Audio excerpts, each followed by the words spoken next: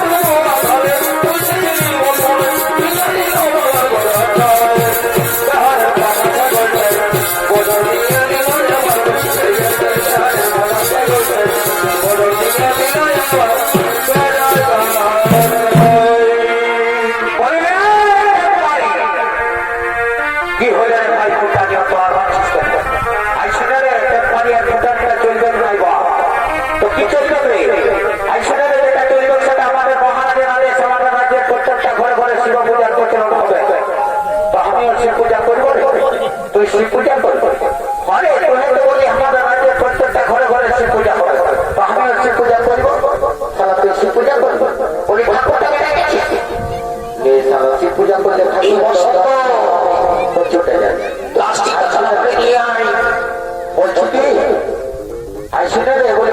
ঠাকুরের ঘর ধরে গেছিস এরে হামিদের দুজনে ডাকতে যাই হঠাৎ শুনে রে জলদি করে কাজ করে যাবো তো পথ করে ঠাকুরটাকে ডাকে নিয়ে আসে পূজাটা করে আর কাজ করে কাজ চলে যাবো হঠাৎ ঠিকই বলেছিস বলে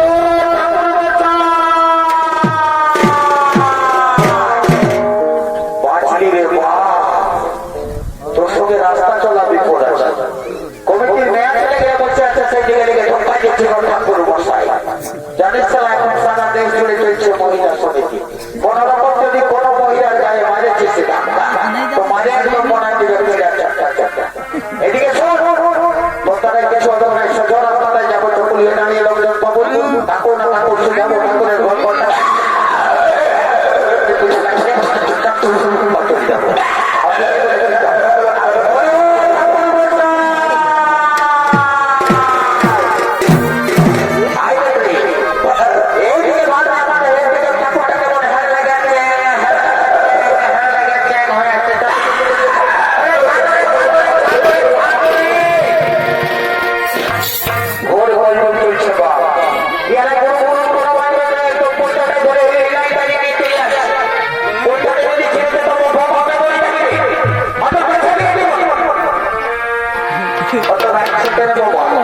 বলছি কি আমাদের মহারাজের আদেশ রাজ্যের প্রত্যেকটা ঘরে ঘরে শিব পূজা প্রচলন হলো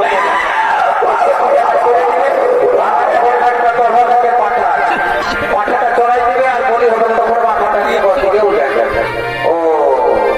এটাকে বলিব না জানবে কত ভিড় আরে বলছি কি তোরাও শিব পূজা করবি কি বাবা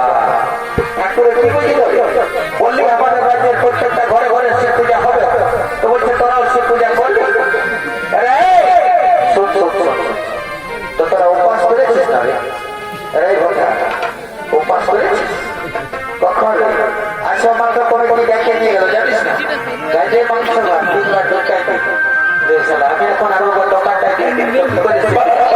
আসো না তোর ঠাকুরকে বলে দেবো আমরা উপাস করেছি বলে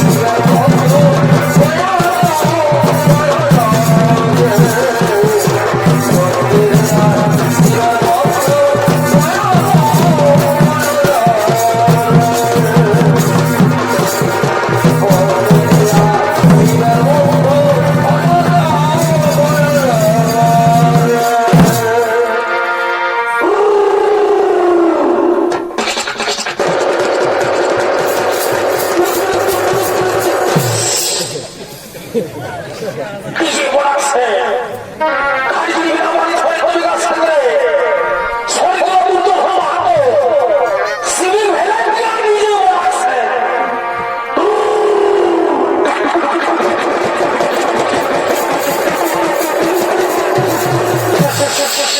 বাবা বাবা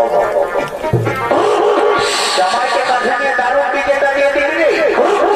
আস্তে আস্তে নিয়ে যাবি বুঝলে না ফেলাইস না আস্তে আস্তে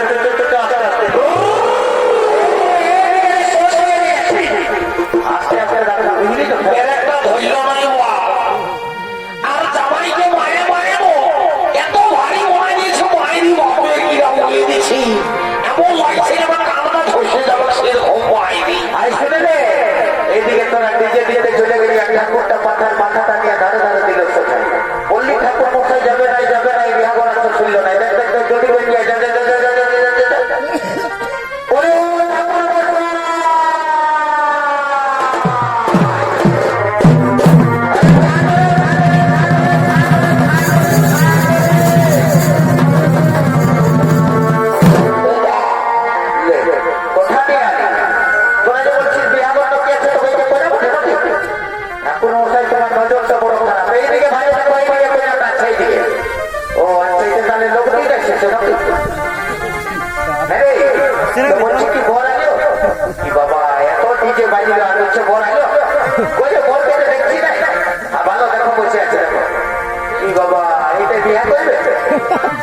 ইনশাআল্লাহ লাগবে না